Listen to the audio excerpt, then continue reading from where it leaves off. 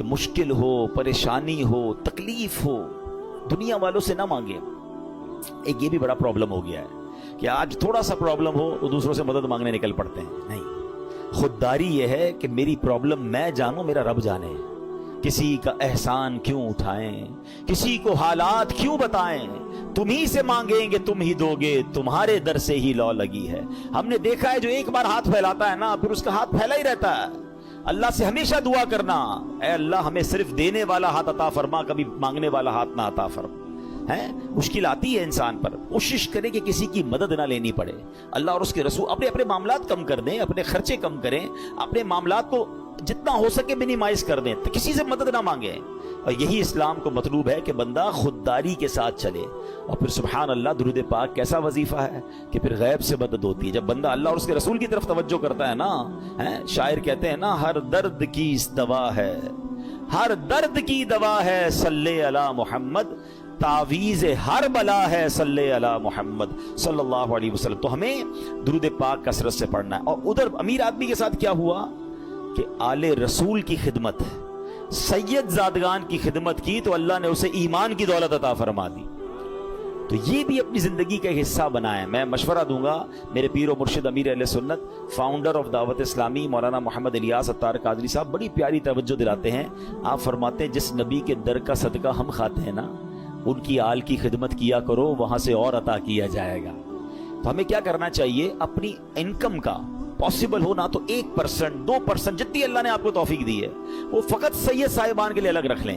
اپنے آفس میں ایک اکاؤنٹ کھولیں کہ جناب میری جتنی انکم ہوگی میں اتنا % جو ہے وہ آل رسول کی خدمت کروں گا۔ آپ یہ کر کے دیکھیں، آپ حیران ہو جائیں گے، آپ کی روزی میں کتنی برکت آنا شروع ہو جاتی ہے۔ میں آپ کو اس کو لاجیکلی سمجھاتا ہوں۔ کوئی آپ کا دوست ہو، آپ کے گھر پہ آئے، آپ کے بچوں کو تحفہ دے، اور بار بار آپ کے بچوں کو گفٹ بھجواتا رہے، آپ کے بچوں کے لیے خیر خواہی کا اظہار کرے، آپ کے بچوں کا خیال رکھے، آپ کو کیسا لگتا ہے کہ یار یہ میرے بچوں سے کتنا پیار کرتا ہے؟ بچے تو پیار کرتے ہی کریں گے آپ کے اس دوست سے، آپ کو بھی پیار ہو جائے گا۔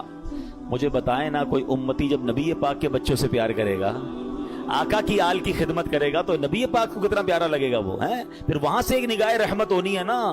سارے بگڑے کام سبر جانے ہیں۔ بریلی کے تاجدار اعلیٰ حضرت یہی تو سمجھاتے ہیں کہ تیری نسل پاک میں ہے بچہ بچہ نور کا، تیری نسل پاک میں ہے بچہ بچہ نور کا، تو ہے عین نور، تیرا سب گھرانہ نور کا۔ سرکار کی آل کی خدمت یہ بہت بڑی سعادت ہے۔ کوئی ایک فیملی ڈھونڈ لیں، کوئی ایک خاندان ڈھونڈ لیں، اور بس اس کو باندھ لیں کہ بھئی اب میں نے اس کی خدمت کرنی ہے۔ یہ سمجھ لیں آپ اس کی خدمت ہی کر رہے ہیں، یہ آپ اس کو پیش کر رہے ہیں، اور اس کی برکتیں آپ کو ملنا شروع ہو جائیں گی۔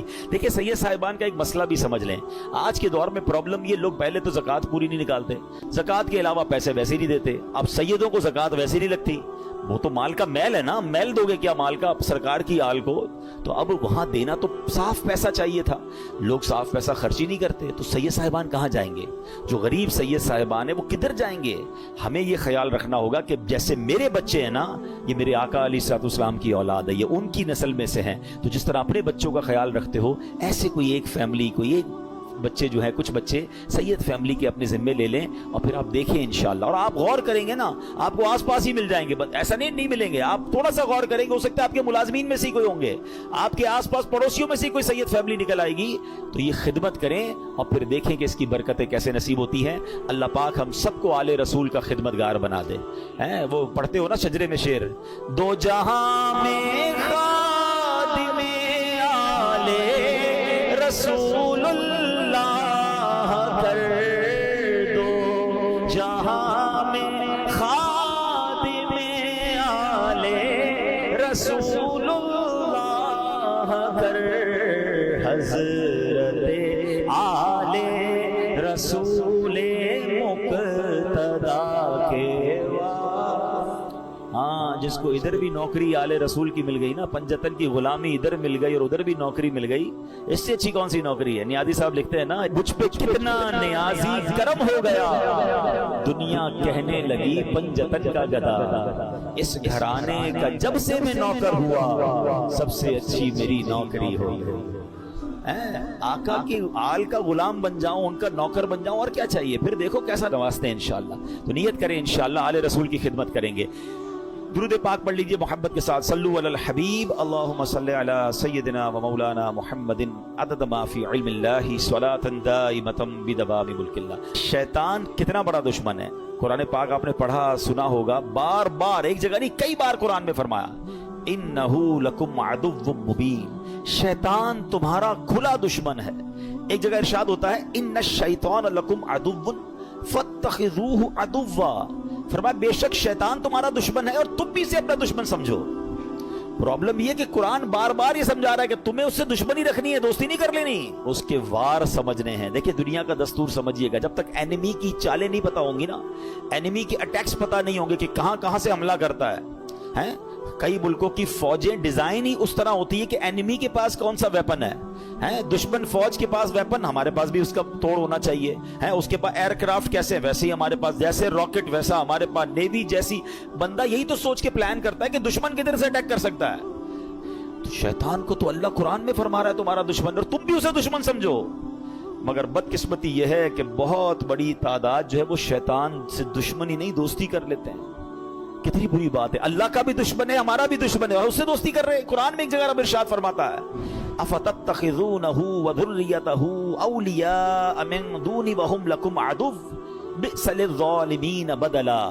फरमाया तो ऐ लोगों, क्या तुम उसे और उसकी औलाद को मेरे सिवा दोस्त बनाते हो, हालांकि वो तुम्हारे दुश्मन हैं। जालिमों के लिए क्या ही बुरा बदला है। अल्लाह फरमाता है वो तुम्हारे दुश्मन है, दोस्त मत बनाना। और ये इतना खतरनाक दुश्मन है, इतना मक्कार दुश्मन है, इसके ऐसे ऐसे वार हैं, आप हैरान हो जाएंगे। शैतान कभी इधर से हमला करता है, कभी उधर से। अच्छा प्रॉब्लम ये कि एक तो शैतान को पहले सीवियर दुश्मन समझना शुरू कर दें। मिसाल के तौर पे आपको कोई ये कह दे कि यार एक बंदा है, उसने प्लान किया है कि आपको मार देगा, आप बताएं कि आप सुकून से सो जाएंगे? आप परेशान हो जाएंगे कि अच्छा मेरी जान लेना चाहता है। हाँ, वो उसने बिना प्लान किया हुआ कि आपको उड़ा देगा। अब आप पुलिस के पास जाएंगे, आप अपने गार्ड्स रखने की कोशिश करेंगे, मालूमात करेंगे यार उसका प्लान क्या है, कैसे अटैक करेगा। दुनिया में कोई मेरी जान लेना चाहे, जान ले सके ना ले सके, मेरी नींद तो उड़ा देता है। थ्रेट आ जाए तो बंदा, किसी को पर्ची आ जाए, कराची में तो बहुत सारे वाकयात चलते रहते हैं ना, हमारे पास ही बेचारे लोग दुआ के लिए आते हैं, भाई फोन आ गया है, फला चीज आ गई है, होता कुछ नहीं है, उस बेचारे की नींद तोड़ जाती है। अल्लाह ताला हम सबको आफियत में रखे, इन जालिमों के जुल्म से बचाए, दहशतगर्दों की दहशतगर्दियों से बचाए। मगर these are all examples for all of us कि ये जब हमारे साथ होता है तो हमारा क्या हाल हो जाता है। अफ्रीका के कई मुल्क जहाँ किडनैप की धमकियां और पता नहीं क्या क्या चल रहा होता है दुनिया में। अच्छा आप में से कुछ लोग होंगे कहेंगे यार मुझे तो कोई धमकी नहीं आई, अल्लाह का शुक्र, अल्लाह करे कभी आई भी ना आपको। मगर ये वाली दुश्मनी तो कुरान ने बता दी है ना, ये धमकी तो आपके पास मौजूद है, ये अटैक, और ये दुश्मन आपका भी है। वो दुश्मन हो ना हो, ये दुश्मन सबका है। कुरान कह रहा है तुम्हारा खुला दुश्मन है। तो इसके लिए कोई प्लानिंग की, इससे बचने का कोई गौर किया, इसके लिए किसी के पास गए कि यार ये किधर किधर से हमला कर सकता है। मुझे एक बात बताएं, कोई मेरी जान ले सकता है दुनिया में, मेरी दौलत ले सकता है, मगर ये सब चीजें कम है, शैतान मेरा ईमान ले सकता है। उससे कीमती चीज कोई नहीं है मेरे पास, है? अगर ईमान ही चला गया तो फिर क्या है मेरे पास? वो एक्चुअल उसका जो अल्टीमेट गोल है ना शैतान का, ये समझना होगा। उसका अल्टीमेट गोल ये है कि वो मेरा और आपका ईमान छीन ले और हम दुनिया से बेईमान होकर जाएं। और एक बात याद रखिएगा, सारे रोजे, सारी तरावी, सारी इबादत, सारी कदमी अता फरमा, स्टेडफास्टनेस अता फरमा। कौन दुआ कर रहा है? जिसके सदके मुझे और आपको ईमान मिला। ये मेरी और आपकी तरबियत है कि दिल बदलता है। अल्लाह से मांगो कि मरते वक्त कल्बे सलीम रहे, ईमान की हालत में दुनिया से जाऊं। ईमान वालों अल्लाह से डरो और नहीं मरना मगर मुसलमान। ये जुमला कैसा है यार? अगर ये आयत को समझ ले कि कहा जा रहा है मरना है मगर मुसलमान, ये इसका मतलब ये हुआ कि मेरी और आपकी जिंदगी का जो मेन टारगेट होना चाहिए ना, कि इधर से कोई छीनने की कोशिश कर रहा है, इधर से मेरा ईमान छीनने की कोशिश कर रहा है। एक्चुअली शैतान हमारे सामने अपने असली रूप में नहीं आता, उसके चेले आते हैं, उसके चेले चपाटे। अब हर तरह के लोग निकले हुए ना, कभी चैनल पर, सोशल मीडिया पर कोई कुरान का अंदाज बयान कर रहा है, कोई दीन का नया अंदाज लेकर आया है, कहीं ना कहीं से अटैक करके आपका ईमान छीनना चाहता है। आला हजरत इमाम अहले सुन्नत ने 100 साल पहले कह दिया था, सूना जंगल रात अंधेरी, छाई बदली काली है, सोने वालों जागते रहियो, चोरों की रखवाली है। ये तो 100 साल पहले का था, अब तो कितने फितने हैं। पता है आला हजरत ने क्या कहा? आंख से काजल साफ चुरा लें या वो चोर बला के हैं, तेरी गठड़ी ताकी है और तूने नींद निकाली है। ہمیں پتہ ہی نہیں ہے لوگ ہمارے ایمان کے پیچھے پڑے. ہم کہتے ہیں یار میں تو اس کی بھی سنتا ہوں, میں تو اس کی بھی سنتا ہوں, میں بد مذہبوں کے ساتھ بھی بیٹھتا ہوں, کچھ غیر مسلم دوست بھی بنائے ہوئے ہیں, میں سب کے ساتھ بیٹھتا ہوں. جناب نہیں, ایمان بچانا ہے تو ایسی محفلوں, ایسی گیدرنگز کو چھوڑنا ہوگا, سب کی نہیں سننی ہے. ہم اتنے مضبوط نہیں ہیں کسی کی سننے سے. آپ کو پتا ہے نبی پاک علیہ الصلوۃ والسلام نے حضرت عمر فاروق رضی اللہ عنہ کو تورات پڑھنے سے منع فرما دیا تھا. وہ کون ہے؟ حضرت عمر فاروق. اب بتائیے میری اور آپ کی کیا اوقات ہے؟ بندہ کہتا ہے میں ذرا دوسروں کی کتابیں بھی پڑھوں گا, دوسروں کے دلائل بھی سنوں گا. ارے پہلے مجھے اپنے دین کے بارے میں کچھ پتا نہیں ہے اور میں چلا سب کی باتیں سننے. تو ایمان بچانا ہے تو اس کی فکر کرنی ہے. اچھا اب میں آپ کو شیطان کے کچھ واقعات کے ذریعے سمجھاتا ہوں کہ کیسا مکار ہے, کیسا گیم کرتا ہے. ایک کتابوں میں لکھا برسیسا نامی ایک شخص تھا اور بہت بڑا عبادت گزار تھا. اس بندے نے 200 سال اللہ کی عبادت کی اور ایک بھی گناہ نہیں کیا. اچھا اب ایسا کوئی نیک بندہ ہو تو شیطان کہاں چھوڑے گا اس کو. یہ میں ایک اور بات آپ کو بتا دوں کہ شیطان نیک آدمی پر زیادہ حملے کرتا ہے. یاد رکھیے گا, جو پہلے ہی کچھ نہیں کر رہا اس کو شیطان نے کہا تو ساڑھا ساتھی ہے, نہ نماز پڑھ رہا ہے, نہ روزے رکھ رہا ہے اور بدکاریاں کر رہا ہے, شراب پی رہا ہے. نہیں, اس کے لیے پرابلم ہے نیک آدمی جو نمازیں پڑھ رہا ہے, جو روزے رکھ رہا ہے, جو نیکی کی نیت کر بیٹھا ہے, جو علم دین سیکھ رہا ہے, وہ بے چین رہتا ہے اس کے بارے میں. تو آپ جتنا دین کی طرف آئے نا, اب تیار ہو جائیں, he will attack you, but انشاءاللہ اللہ کی رحمت سے ہم اپنے آپ کو بچائیں گے انشاءاللہ. ہماری کوئی اوقات نہیں, ہم اللہ سے ہی مدد مانگیں گے انشاءاللہ. اور مانگتے رہا کرو رب سے مدد. کہ اللہ شیطان کے مقابلے میں میری مدد فرما, مجھے طاقت دے, مجھے قوت دے, اور اس مردود کے مقابلے میں مجھے کامیابی عطا فرما. ٹھیک ہے. بہرحال اب شیطان کی تو حالت خراب, 200 سال کوئی گناہ نہیں. شیطان پہنچ گیا اس کے پاس انسانی صورت میں اور جا کر کہتا ہے کہ مجھے آپ کے ساتھ عبادت کرنی ہے. اللہ کا نیک بندہ کہتا ہے مجھے اللہ کی عبادت میں کوئی دوست نہیں چاہیے, میں جانوں میرا رب جانے, مجھے کوئی نہیں چاہیے. اس کا ایک عبادت خانہ تھا, وہ اس پہ عبادت کرتا تھا. اس نے شیطان کو انٹری نہیں دی. اس مردود نے کیا کیا تھا, انسانی صورت میں اسی نیک آدمی کے گھر کے باہر بیٹھ کر عبادت شروع کر دی, ڈھونگ کے لحاظ میں. اب وہ کھڑکی سے دیکھتے پورا دن ہو گیا, رات ہو گئی, عبادت کیے جا رہا ہے. 1 دن 2 دن 3 دن, نہ کھانا نہ پینا نہ سونا. برسیسا حیران کہ یار میں 200 سال سے عبادت کر رہا ہوں, مجھے بھوک بھی لگتی ہے, مجھے نیند بھی آتی ہے, نہ اس کو نیند آ رہی ہے نہ اس کو کھانے کی ضرورت ہے. دروازہ کھول کے کہا بھائی یہ تو بتاؤ تو کیا ہے. میں پھر چونک جاتا ہوں, پھر خوف خدا طاری ہوتا ہے, میں جاگتا ہوں, بھوک لگتی ہے, پھر وہ گناہ یاد آتا ہے. آپ کا پرابلم ہی آپ نے کوئی گناہ نہیں کیا ہے. اب دیکھو شیطان کا وار. اگر آپ کو یہ لیول چاہیے نا عبادت کا کہ نہ آپ کو نیند آئے نہ آپ کو جناب بھوک لگے اور آپ ساری رات اللہ کی عبادت کرتے رہے, آپ ایک گناہ کر لیں. کہتا ہے عجیب آدمی ہو, جس رب کی عبادت کر رہا ہوں وہاں اس کی بارگاہ میں گناہ کروں, پھر نہیں ملے گی ایسی پھر آپ کو لذت نہیں ملے گی. اب دیکھیں کیسا خطرناک وار ہے. برسیسا کہتا ہے اچھا پھر مشورہ دو کون سا گناہ کروں. شیطان سے کہتے ہیں کون سا گناہ کروں. شیطان کہتا ہے پھر ایسا کریں آپ بدکاری کر لیں. کہتا ہے خدا کا خوف کر, اتنا بڑا گناہ, زنا بدکاری میں کروں؟ نہیں میں نہیں کرتا. کہ پھر ایسا کریں قتل کر لے. کیسے آدمی ہو, میں کسی بندے کو مار دوں, قتل کروں؟ نہیں میں نہیں کرتا. اچھا پھر ایسا کرے شراب پی لیں. کہتے ہیں ہاں یہ تھوڑا چھوٹا گناہ لگ رہا ہے. اب یہاں ایک اور بات سیکھنی ہے. میں تھوڑے واقعات کو بریک اس لیے کرتا ہوں کہ ٹو دی پوائنٹ آپ کو بات بھی سمجھ آئے. ہمارے اندر بہت سارا شیطان نے دماغ میں ڈالا یار یہ چھوٹا گناہ یہ کر لو, یہ بڑا ہے یہ نہیں کرو. پتہ نہیں اپنے طور پہ ہم نے کیٹیگری بنا لی ہے. سمجھیے بات کو, ہمیں نہیں پتا کون سا گناہ رب کی نافرمانی کا اور غضب کا اور ناراضگی کا باعث بن جائے, وہی گناہ میں جہنم کے گہرے گڑھے میں ڈال دے. کسی گناہ کو چھوٹا مت سمجھنا. ٹھیک ہے. برسیسا کہتا ہے ہاں یہ ٹھیک ہے شراب پی لیتا ہوں. شراب پی, نشہ چڑھا, حکم ہو گیا. پھانسی گھاٹ پر برسیسا موجود تھا. شیطان ادھر پہنچ گیا. کہتا ہے ایک راستہ ہے میں تجھے بچا سکتا ہوں. کب بدبخت تیری وجہ سے تو میں پھانسی میں پہنچ گیا, تو نے کہا گناہ کر لے, مجھ سے ایک نہیں 3 گناہ ہو گئے اور آپ پھانسی پھندے پر آ گئے. بولے بچا سکتا ہوں. بولو بتاؤ کیسے بچ سکتا ہوں. کہا تم ایسا کرو خدا کا انکار کرو اور مجھے سجدہ کر دو. برسیسا کی بدبختی دیکھیں, اس نے شیطان کو سجدہ کیا, خدا کا انکار کیا اور اسی وقت پھانسی پر اس کو لٹکا دیا گیا. کفر کی موت وہ مر گیا. یہ ہے شیطان. ہم اس کی باتوں میں آ جاتے ہیں, ہمیں لگتا ہے نہیں یار میں بڑا پکا ہوں, 1-2 گناہ ہی تو کیے ہیں, تھوڑی سی تو پرابلمز ہیں, تھوڑی سی غلط جگہوں پہ جا رہا ہوں, نماز بھی تو پڑھتا ہوں. وہ یوں ہی لے جاتا ہے, وہ ایک ایک کر کے سٹیپ بائی سٹیپ ہم پہ اٹیک کرتا ہے. ایک حدیث پاک یاد رکھیے گا, یہ جو نوجوان اور ہم سب اس میں مبتلا ہیں بدقسمت, ہم سب نے کچھ نہ کچھ گناہ پالے ہوئے ہیں. नेकियां भी कर रहे हैं, गुनाह भी कर रहे हैं, कुछ आदतें गंदी हैं जो दिल में लगी हुई हैं, वो नहीं छूटती नहीं है। मैं आपको प्रॉब्लम बताऊं क्या है, पहले हदीस सुन ले फिर आपको प्रॉब्लम समझाता हूं। हदीस पाक का खुलासा है, जब बंदा एक गुनाह करता है ना, उसके दिल पर एक सिया नुक्ता लगा दिया जाता है, दूसरा करता है तो दूसरा नुक्ता हो जाता है, तीसरा करता है तीसरा हो जाता है, एक वक्त आता है कि उसका पूरा दिल ही सिया हो जाता है। अब उस पर हिदायत की कोई बात असर नहीं करती है। अब प्रॉब्लम पता है क्या है, हम में से कई ऐसे हैं, नमाजें भी पढ़ रहे हैं, बाजों का तिलावत भी कर रहे हैं, रोजे भी रख रहे हैं, मगर हराम काम भी साथ कर रहे हैं। कोई बदरिगाई कर रहा है, कोई बुरी दोस्तियां लगाए बैठा है, माद अल्लाह कोई और गलत काम कर रहा है। हम ये दोनों चीजों को साथ लेके चल रहे हैं। एक बात याद रखिएगा, दिल है ना, ये प्याले की मानिंद है। इस प्याले में आप गंदगी भी डाल रहे हैं और दूध भी डाल रहे हैं। दूध का क्या हाल हो रहा होगा, किसी प्याले में शरबत में आप पेशाब भी डालें, थोड़ा सा गोबर भी डालें और फिर रूह अफ़ज़ा भी डाल दें, शरबत भी डाल दें, तो क्या बनेगा, उसका बेड़ा गर्क ही हो जाएगा ना। ये जो मुझे और आपको सजदों की लज्जत नहीं मिल रही ना, मुझे और आपको जो इबादत का नूर नहीं मिल रहा, मेरी आंखों से जो आंसू नहीं बह रहे, मुझे दुआ का जो लुत्फ नहीं आ रहा, इसकी बड़ी वजह यह है, हम नमाज तो पढ़ रहे हैं मगर गुनाह नहीं छोड़ रहे। जिस दिन आपने गुनाह छोड़े, इस प्याले को साफ किया, इस दिल को क्लीन किया, आपको हर सजदा इंशाअल्लाह बरकत अता फरमाएगा। आप दुआ करोगे, आपके आंसू बहेंगे, आप दुरूद पढ़ोगे, आप मदीने की याद में खो जाओगे, क्योंकि इबादत का नूर मिलना शुरू हो जाएगा।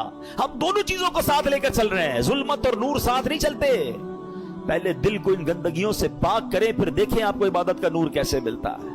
तैयार हो जाओ, शैतान के वारों में नहीं आना। मैं कौन कौन सा आपको वाकया सुनाऊं, एक और वाकया सुनिएगा, यकीन करें डर लगता है ऐसी बातें सुनकर। पहले तो ये जो हमें ना, पहले बेखौफ नहीं होना है, अल्लाह की खुफिया तदबीर से डरते रहे। हमने रोजे रखे, नमाजें पढ़ी, तरावी पढ़ी, कईयों ने कुरान पढ़े, कईयों ने ज़कातें दी। भाई अब तो जनाब कमाल हो गया, भाई बहुत इबादत कर ली, अब तो जन्नत ही अपना पक्का ठिकाना है, इंशाअल्लाह अल्लाह की रहमत से जन्नत में जाएंगे। मगर अल्लाह के खौफ से बेखौफ नहीं होना है, ईमान की हिफाजत की फिक्र करनी है। सैयदी आला हजरत इमाम अहले सुन्नत फरमाते हैं कि उलमा फरमाते हैं, जिसको सल्बे ईमान का खौफ ना हो, ईमान के छिन जाने का खौफ ना हो, नज़ा के वक्त उसका ईमान छिन जाने का शदीद खतरा है।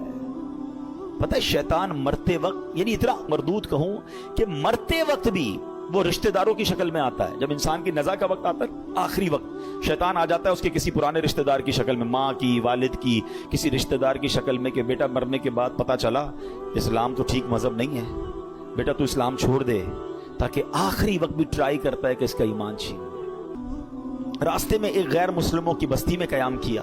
ये बुरी सोहबतों की आपको एक नहुसत भी बताता हूँ। बंदा पता नहीं कभी कहाँ रहता है, बड़ी खूबसूरत थी, इसका इस पे दिल आ गया। साथियों से कहता तुम जाओ हज पर, मैं जरा, सारी जिंदगी जिसकी इबादत में गुजरी, शैतान ने ऐसा हमला किया, औरत का एक ऐसा जाल फेंका उसके दिल पर कि उस शख्स ने इस्लाम को छोड़ा और गैर मजहब इख्तियार कर लिया। हज पे जा रहा था, सफर कौन सा था, हज का। सोचिए शैतान कब कहां कैसे हमला कर सकता है, आप सोच नहीं सकते। मेरी जबान नहीं उठ रही है मगर इशारे में बता देता हूं, तवाफ के दौरान क्या कुछ होता है। ऐसी ऐसी बातें सामने आई हैं कि जबान भी नहीं उठती कि यार उधर भी, लेकिन शैतान, हम समझते काबे के सामने कुछ नहीं हो सकता।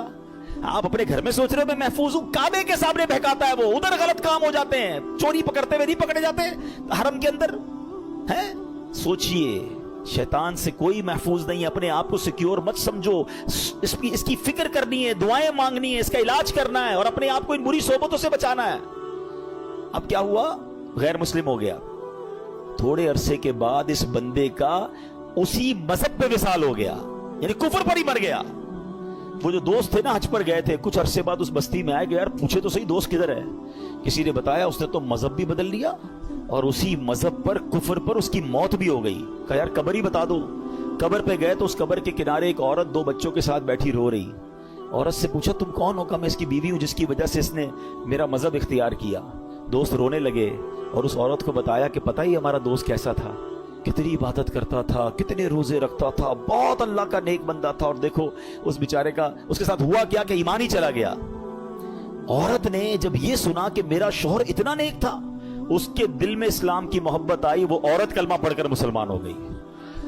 हाय हाय हाय, इस वाक़े को लिखकर जो उलमा ने बातें लिखी है ना, रोंगटे खड़े हो जाते कि ये है अल्लाह की खुफिया तदबीर। वो जिस औरत के लिए गैर मुस्लिम हुआ, वो गैर मुस्लिम की मौत मरा, और उसके मरने के बाद अल्लाह ने इस औरत को ईमान की दौलत अता फरमा दी। یہ اللہ پاک کے فیصلے ہیں. اللہ کی خفیہ تدبیر سے ڈرو. اپنے ایمان کی فکر کرنی ہے, شیطان کے واروں سے بچنے کا ذہن بنانا ہے.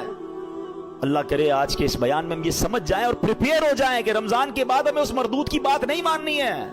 ایک بزرگ کے بارے میں آتا ہے, بڑا کمال کا انہوں نے سوال کیا.